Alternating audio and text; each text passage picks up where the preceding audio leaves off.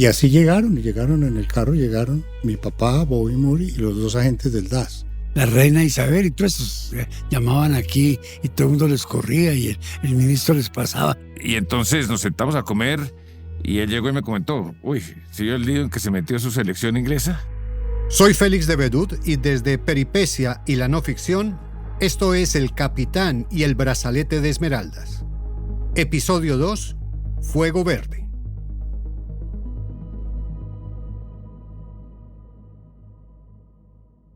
I'm Keith Morris, and I was a member of the British Diplomatic Service from 59 to 94, and I served in Bogota from August 67 to about April 71. Sir Keith Morris, la persona que acaban de escuchar, fue miembro del Servicio Diplomático Británico desde 1959 hasta 1994. Sus primeros encargos como funcionario lo llevaron a Senegal, Francia y Argelia.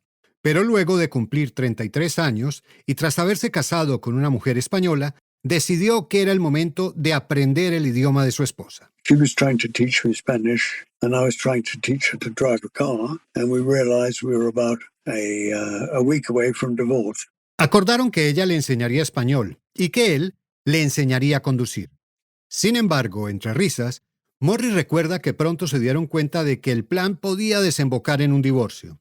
Así que ella se apuntó a una academia de conducir y él, buscando una solución diplomática, le pidió al Foreign Office que lo enviaran a un país donde se hablara español. Please send me to a Spanish-speaking country in Latin America, and that's how it all happened. Y así, un poco de carambola, terminó recalando en la embajada británica en Bogotá. Bogota in those days was much colder than it is now, and everything was much grayer. Morris recuerda una Bogotá muy distinta a la que conocemos hoy. En los años 70, la ciudad era más fría, más gris. Esto no solo era una cuestión de clima, sino también de la atmósfera general de la capital colombiana. Para este joven diplomático inglés, Bogotá representaba un contraste marcado con las vibrantes capitales europeas donde había trabajado antes. Morris se desempeñaba en Colombia como encargado de negocios. Sobre sus hombros tenía la función de fortalecer las relaciones bilaterales y fomentar el comercio entre los dos países. También tenía a su cargo la responsabilidad de liderar la misión diplomática ante la ausencia del embajador. Precisamente en mayo de 1970, Morris debió asumir la representación oficial del Reino Unido durante un periodo de interinidad, mientras presentaba las credenciales el nuevo embajador. En aquel entonces Colombia era un país que no pesaba mucho en el panorama internacional, de modo que los días para el embajador británico solían transcurrir sin grandes sobresaltos ni tensiones. Pero en mayo de 1970, un asunto relacionado con el fútbol sacó a Morris de su rutina laboral. La selección de su país llegaría a Bogotá para disputar 2 partidos amistosos como preparación para el Mundial de México. Hoy, a sus 91 años, aún recuerda ese momento con gran entusiasmo. It was a very important day and great excitement. They were the world champions. El lunes 18 de mayo, el embajador Morris recibió a la selección inglesa en el aeropuerto El Dorado y la acompañó al Hotel Tequendama. Allí el entrenador, Alf Ramsey, ofreció una rueda de prensa. Conociendo el carácter explosivo de Ramsey, el diplomático respiró tranquilo, luego de cerciorarse de que éste no había hecho ningún comentario fuera de lugar. Tras despedirse de los directivos de la Federación Inglesa, regresó a casa, satisfecho con el desarrollo de la jornada. I then went home, but only to go out to the airport again to meet Lord Harwood and Lord and Lady Harwood. Horas más tarde, Morris regresó al aeropuerto para recibir al conde y la condesa de Harwood. El conde, primo de la reina Isabel II y presidente de la Asociación de Fútbol de Inglaterra, llegó a Bogotá para acompañar a su selección. Después de darle la bienvenida, Morris los condujo al hotel, donde se reunieron con el resto de la delegación. Así concluyó su día. A la mañana siguiente, mientras despachaba algunos asuntos rutinarios en su oficina, Morris recibió una visita que no estaba en su agenda. I was in the office in the middle of the morning, and I was told that the owner of the joyería and the manager of the joyería and a detective from the Policía Nacional had come to see me.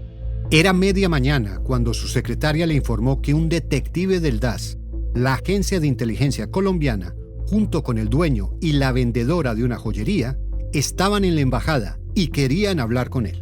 You know, I was surprised, obviously surprised, and waited to hear, what they were going to say. La presencia de estas tres personas de inmediato le despertó inquietud. Pero la sorpresa fue aún mayor cuando descubrió el motivo de esa visita. La vendedora de la joyería, una joven que hablaba muy bien inglés, le explicó que el día anterior, unos jugadores de la selección campeona del mundo habían robado un brazalete de esmeraldas. Entre la incredulidad y el asombro, Morris recordó que tenía un álbum con las fotografías de todos los jugadores de la selección. Se lo mostró a la vendedora y le pidió que señalara quiénes eran los futbolistas que, según ella, habían cometido el delito. Asked her to point out the two players, and she pointed out Robert Charlton and Robert Moore. Al pasar las páginas del álbum, la vendedora no dudó ni un segundo en señalar a Bobby Charlton y a Bobby Moore, los dos jugadores más destacados de la selección inglesa, el máximo goleador y el capitán del equipo, respectivamente. Morris quedó estupefacto. It was obviously very disturbing. Ese día, al equipo inglés le habían programado un almuerzo en su honor en un club al norte de Bogotá. Morris salió rápidamente de la embajada y se dirigió al evento. Al llegar, notó un ambiente tenso, de nerviosismo.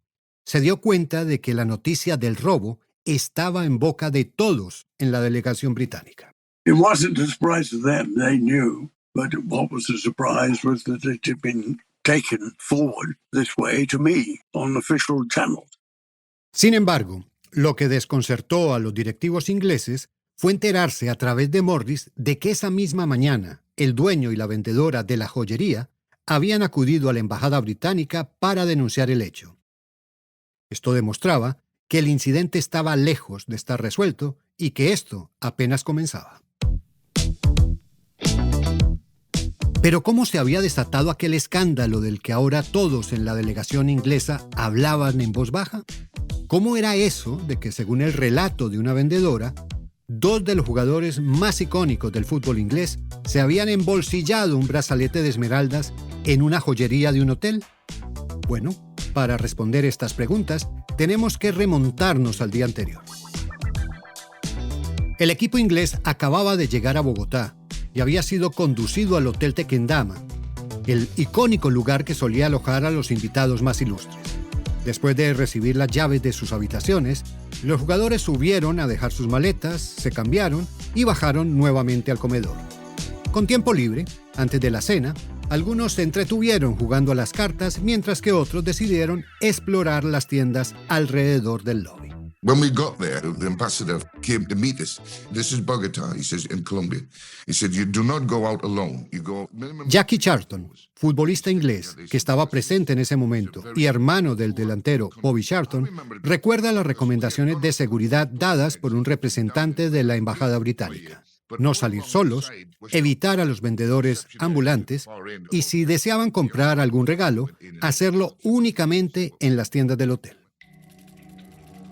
A las 6:25 de la tarde, Bobby Moore, Bobby Charlton y un tercer jugador ingresaron a la joyería Fuego Verde, un pequeño local ubicado junto a la recepción. Charlton, interesado en comprar un anillo para su esposa, examinó varias opciones que le mostró la vendedora. Después de unos minutos, los tres futbolistas se retiraron sin realizar ninguna compra. Moore describió a la dependienta de la joyería como una joven de aspecto agradable, pelo oscuro y elegantemente vestida. La señorita promedio de una joyería decente, dijo sobre ella tiempo después. Tras salir de la tienda, el tercer jugador no identificado se dirigió a la recepción, según dijo, a preguntar si le había llegado correspondencia de su familia. Los otros dos se acomodaron en los sillones del lobby del hotel, cerca de unos compañeros que jugaban a las cartas.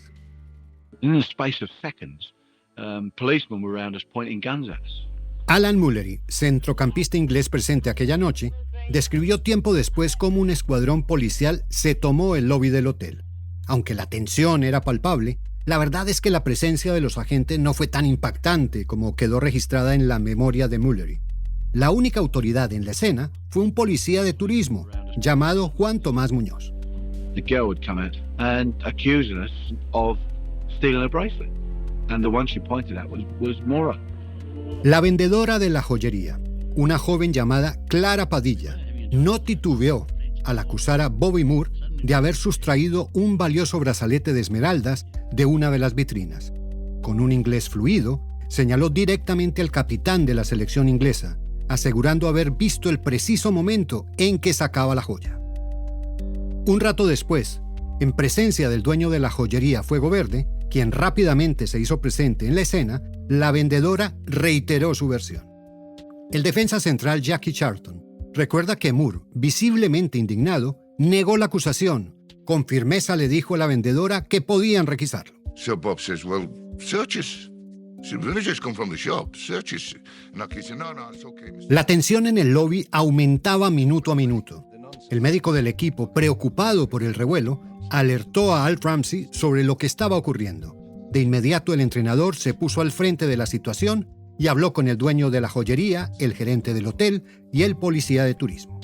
Tras la intervención de Ramsey y luego de que Moore y Charlton hicieran una breve declaración ante la policía, los futbolistas se fueron a descansar. Aún les quedaban 3 días en Bogotá. A pesar de lo caótica que había resultado la primera tarde en Colombia, su atención debía estar puesta en lo que realmente les importaba: la preparación para el Mundial de México. Los periodistas ingleses que estaban presentes no publicaron nada al respecto y el escándalo no trascendió, por lo menos por ahora. Sin embargo, el incidente de la joyería continuaría teniendo desarrollos paralelos al espectáculo deportivo. Tras la visita del dueño de la joyería a la embajada británica, Kit Morris consideró necesario tomar medidas adicionales para esclarecer qué había pasado. Por ello sugirió que Bobby Moore realizara una declaración formal ante un detective del DAS, la Agencia de Inteligencia de Colombia. La diligencia tenía el propósito de dejar en claro que, según ellos, el equipo no tenía nada que ocultar y reafirmar su total disposición para colaborar con las autoridades. Moore accedió a rendir esa declaración, que se llevó a cabo en la embajada británica. El detective a cargo se mostró satisfecho con la respuesta del capitán inglés. Antes de finalizar el trámite, sacó una particular conclusión. Midió la mano de Moore y determinó que era demasiado grande para haber sacado el brazalete del escaparate donde supuestamente se encontraba exhibido. And the detective did some measurements and said he couldn't possibly have put his hand inside. En conversaciones posteriores con altos funcionarios del DAS, estos le aseguraron a Morris que no tomarían ninguna acción legal sin consultar primero a la embajada. Y con esto, el capítulo de la joyería parecía superado. La expedición inglesa continuaría hacia Quito, donde el domingo 24 de mayo disputaría 2 partidos amistosos contra Ecuador, un último ensayo antes de su esperado debut en el Mundial frente a Rumania. Ramsey planeaba anunciar la lista final de convocados el domingo tras el partido contra los ecuatorianos. Sin embargo, el día anterior, el sábado por la tarde, los periodistas ingleses le pidieron conocer la nómina para poder enviarla a Londres y que se alcanzara a publicar en los periódicos del domingo. Ramsey, usualmente reticente a ese tipo de peticiones, accedió. En parte lo hizo en señal de agradecimiento con los periodistas por haber mantenido el silencio sobre el incidente del brazalete. Aunque los periodistas se habían comprometido a manejar con discreción la información sobre la convocatoria, la noticia terminó filtrándose antes de tiempo.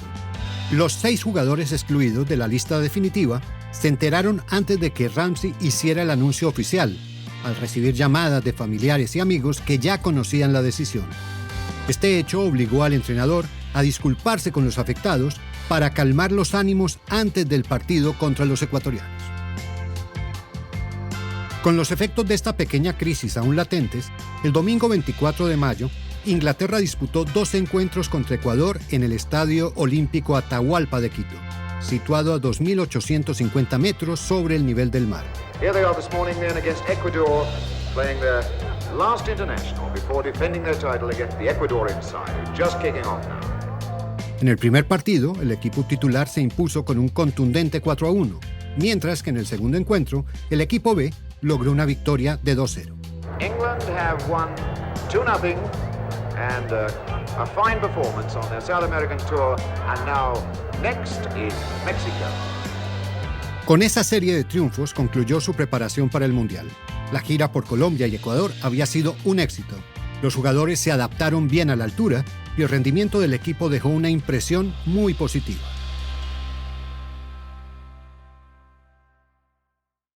El lunes 25 de mayo, a las 10:20 de la mañana, los ingleses volaron de Quito a Bogotá para hacer una escala de 6 horas antes de continuar hacia Ciudad de México.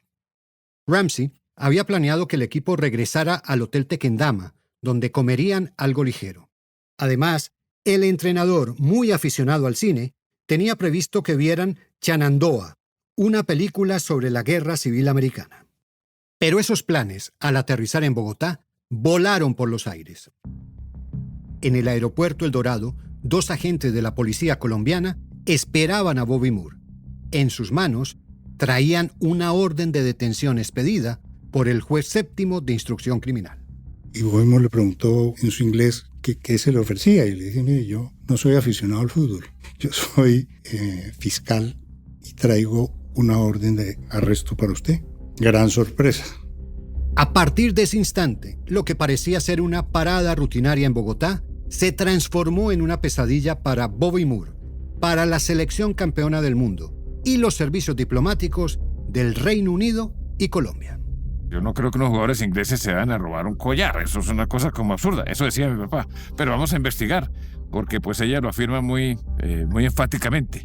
Falta un brazalete acá. Entonces comienzan a chutarse la pelota, Bobby Charlton, Bobby Moore y otro, así como tomándola del pelo a ella.